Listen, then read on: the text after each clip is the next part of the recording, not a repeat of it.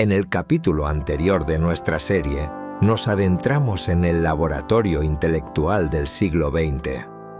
Analizamos cómo las mentes de la Nouvelle Theologie y el giro antropológico de Karl Rahner demolieron el sólido búnker del neotomismo, dejando el depósito de la fe flotando en las aguas inestables del subjetivismo y el buenismo moderno. Sin embargo, cuando las ideas de los despachos universitarios se tradujeron en la demolición de los altares, la alteración de la liturgia y la disolución de las certezas dogmáticas, un sector de la Iglesia comprendió que la resistencia intelectual ya no era suficiente. Frente a una primavera conciliar que degeneraba rápidamente en un invierno de confusión, la fidelidad al dogma exigió pasar a la acción. Bienvenidos de nuevo a la guarida del oso. Hoy analizamos la historia del hombre que levantó un muro infranqueable contra la deconstrucción eclesial, Monseñor Marcel Lefebvre. Remitiéndonos estrictamente a los hechos históricos y documentales, descubriremos cómo un brillante arzobispo francés, héroe de las misiones en África y miembro destacado del propio concilio, terminó convirtiéndose en el disidente más célebre de la Iglesia contemporánea. Analizaremos su feroz combate en el aula conciliar, la fundación de la Fraternidad San Pío X en las montañas de Suiza y el clímax dramático de 1988, cuando las consagraciones de Écone desataron un cisma canónico que sacudió los cimientos del Vaticano.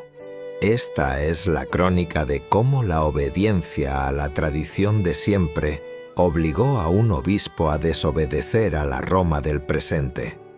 El baluarte en el concilio, el Coetus Internationalis Patrum. Para entender la figura de Marcel Lefebvre, es necesario desmontar el mito progresista que lo retrata como un rebelde amargado o un ignorante marginal. En 1962, Lefebvre era uno de los prelados más respetados de la Iglesia Universal. Había sido delegado apostólico para la África francesa, arzobispo de Dakar y superior general de la Congregación del Espíritu Santo, la orden misionera más grande de la Iglesia. El Papa Juan XXIII lo había nombrado miembro de la Comisión Central Preparatoria del Concilio Vaticano II. Lefebvre conocía las estructuras de Roma desde dentro. Por ello, cuando se inauguró el concilio y vio cómo la alianza de teólogos y obispos centroeuropeos saboteaba los esquemas preparados por la curia, Lefebvre no se quedó de brazos cruzados.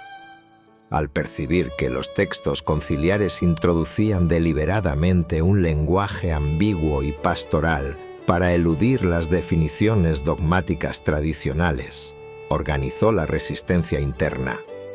Junto a obispos de la talla de Monseñor Antonio de Castro Mayer de Brasil y con el respaldo inicial del cardenal Alfredo Ottaviani, Lefebvre fundó el Coetus Internationalis Patrum, el Comité Internacional de Padres. Este bloque, que llegó a agrupar a más de 250 obispos tradicionales, libró una guerra teológica trinchera por trinchera en el aula conciliar. Su objetivo era blindar los textos contra tres conceptos que consideraban bombas de tiempo contra la doctrina milenaria: el ecumenismo liberal, la colegialidad que diluía la autoridad papal y, muy especialmente, la Declaración Dignitatis Humanae sobre la libertad religiosa. Para Lefebvre, afirmar que el error tenía los mismos derechos sociales que la verdad no era un avance pastoral, sino un golpe mortal al reinado social de Jesucristo. Aunque lograron moderar algunos documentos, el rodillo progresista se impuso. Lefebvre firmó los documentos finales por disciplina, pero la fractura ya era total. La trinchera de Suiza y la batalla por la misa. Tras la clausura del concilio en 1965, el colapso previsto por Lefebvre se materializó con una rapidez pasmosa. Los seminarios europeos se vaciaron o se transformaron en laboratorios de experimentación sociológica. Descorazonados por la deconstrucción de la fe, un grupo de jóvenes seminaristas que buscaban la formación sacerdotal de siempre acudieron a Monseñor Lefebvre en busca de refugio. En 1970, con la aprobación canónica oficial del obispo local de Friburgo, Lefebvre fundó la Fraternidad Sacerdotal San Pío X y abrió las puertas del seminario de Écone, en los Alpes suizos. No pretendía fundar una nueva iglesia, sino conservar el modelo tradicional de seminario: sotana, latín, disciplina escolástica y adoración al Santísimo Sacramento. Sin embargo, el verdadero punto de no retorno llegó en 1969, cuando el Papa Pablo VI promulgó el Novus Ordo Missae, la nueva misa reformada. Lefebvre, respaldado por un riguroso examen teológico dirigido por los cardenales Ottaviani y Bacci, concluyó que la nueva liturgia se alejaba de manera impresionante de la teología católica del santo sacrificio definida en el Concilio de Trento, acercándose peligrosamente a la cena protestante. Écone se convirtió entonces en la capital mundial de la misa tridentina. Mientras Roma exigía la sumisión a la reforma litúrgica, Lefebvre respondía con la bula Quo Primum de San Pío V, argumentando que ningún papa tenía el poder de abolir una misa consagrada por siglos de santos. Para el Vaticano, Écone ya no era un seminario piadoso, era un foco de insurrección abierta, la desobediencia canónica y el estado de necesidad. La reacción de Roma no se hizo esperar. En 1975, en un proceso canónico plagado de irregularidades jurídicas, la aprobación de la fraternidad fue retirada. Al año siguiente, en 1976, cuando Lefebvre se negó a suspender las ordenaciones de sus seminaristas, Pablo VI lo sancionó con la suspensio a divinis, prohibiéndole administrar los sacramentos de forma legítima. Para los medios del mundo, Lefebvre era el obispo rebelde. Para millones de católicos desorientados por la crisis posconciliar, era un faro de fidelidad. Durante más de una década, Écone sobrevivió en una extraña tierra de nadie jurídica. Lefebvre justificó su resistencia apelando a un concepto fundamental del derecho canónico: el estado de necesidad. Según la teología jurídica tradicional, las leyes eclesiásticas e incluso la obediencia formal a la jerarquía están subordinadas a la ley suprema de la Iglesia: la salvación de las almas.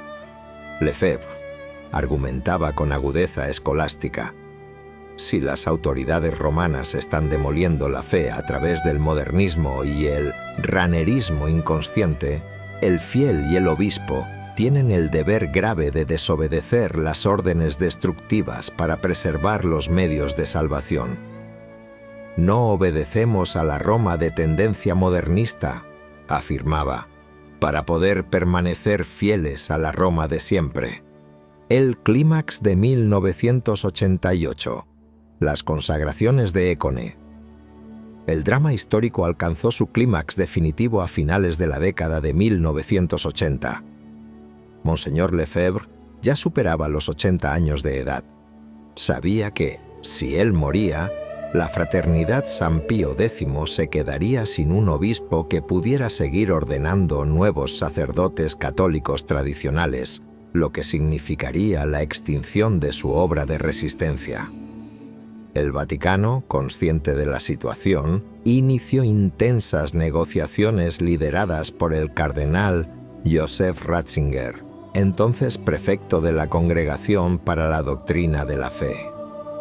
El 5 de mayo de 1988, Ratzinger y Lefebvre firmaron un protocolo de acuerdo que reconocía a la fraternidad y permitía la consagración de un obispo tradicional. Sin embargo, al día siguiente, temiendo que Roma retrasara deliberadamente las fechas para dejar morir la tradición por inanición, Lefebvre se retractó del acuerdo, rompió amarras. El 30 de junio de 1988, desafiando la prohibición expresa del Papa Juan Pablo II, Monseñor Marcel Lefebvre, asistido por Monseñor Castro Mayer, consagró a 4 obispos tradicionales en una histórica explanada en Écone ante miles de fieles. Al día siguiente, el Vaticano declaró que el acto constituía un acto cismático y decretó la excomunión automática, latae sententiae, de los obispos consagrados y consagrantes. Para el oficialismo eclesial, Lefebvre había roto con la Iglesia de Cristo. Para Écone, se trataba de una operación supervivencia, un acto de legítima defensa para asegurar que el sacerdocio católico de siempre sobreviviera al naufragio de la modernidad. Conclusión: el legado de la línea de hierro. Monseñor Marcel Lefebvre falleció en 1991, 3 años después de las consagraciones, manteniendo hasta su último suspiro que había actuado por puro amor a la Iglesia y al papado tradicional. Al contemplar los hechos históricos con perspectiva, el impacto de su línea de hierro en Suiza resulta indiscutible. A diferencia de otros movimientos conservadores que intentaron dialogar o diluir su discurso dentro del ranerismo inconsciente para ser aceptados por el mundo, la resistencia de Lefebvre obligó a Roma a reaccionar. El hecho de que hoy en día la misa tradicional siga viva en los 5 continentes, e incluso el hecho de que el Papa Benedicto XVI liberalizara su celebración en 2007 mediante el motu proprio Summorum Pontificum, se debe en gran medida a la existencia del búnker litúrgico de Écone. Al arriesgar su propia reputación canónica, el viejo arzobispo demostró que la única forma de salvar el patrimonio milenario de la Iglesia frente a la deconstrucción modernista era trazar una línea de hierro que se negase a ceder un solo milímetro ante las modas del siglo XX. Con las excomuniones de 1988, la resistencia de Écone quedó oficialmente al margen de las estructuras burocráticas del Vaticano. Sin embargo, al analizar este conflicto a la luz de los hechos contemporáneos, la polémica sobre la supuesta ilegalidad de las ordenaciones tradicionales revela una contradicción flagrante y patética. En la Iglesia del siglo XXI, esa que repite hasta el cansancio el eslogan buenista de que aquí cabemos todos, todos, todos, el mazo disciplinario de Roma parece caer con precisión quirúrgica únicamente sobre aquellos que custodian el depósito inmutable de la fe. Para cualquier católico medianamente formado, la arbitrariedad es escandalosa. Mientras teólogos, obispos y conferencias episcopales enteras propagan herejías abiertas, bendicen ideologías contrarias a la ley natural o participan en dudosas agendas de orden político y económico, permaneciendo en la más absoluta impunidad, la tradición es perseguida. Unos callan por complicidad modernista, otros por simple comodidad. Pero lo más trágico es la complicidad por el silencio de una inmensa masa de sacerdotes y obispos que, sabiendo que el dogma está siendo demolido, prefieren comulgar con ruedas de molino por puro miedo.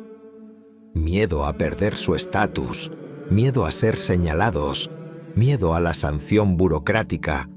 Ante este panorama, cabe preguntarse con dolor, ¿dónde quedaron los mártires? ¿Dónde quedó el juramento antimodernista que solemnemente pronunciaron al ordenarse? Es un espectáculo patético que esclarece, mejor que cualquier libro, el triunfo de ese ranerismo inconsciente del que hablábamos. Un software mental que adormece las conciencias bajo la excusa de la obediencia ciega, pero que de ningún modo los exime de su gravísima responsabilidad ante los hombres y, sobre todo, ante el juicio de Dios. Pero para comprender el origen exacto de esta esquizofrenia institucional, debemos regresar al pontificado donde se firmó el acta de nacimiento de esta nueva era. Debemos analizar la psicología, los tormentos y las decisiones del Papa, que tuvo la trágica tarea de pilotar el barco de Pedro en mitad de la tormenta conciliar. En nuestro próximo capítulo, nos adentraremos en el laberinto de un pontificado crucial y desgarrador.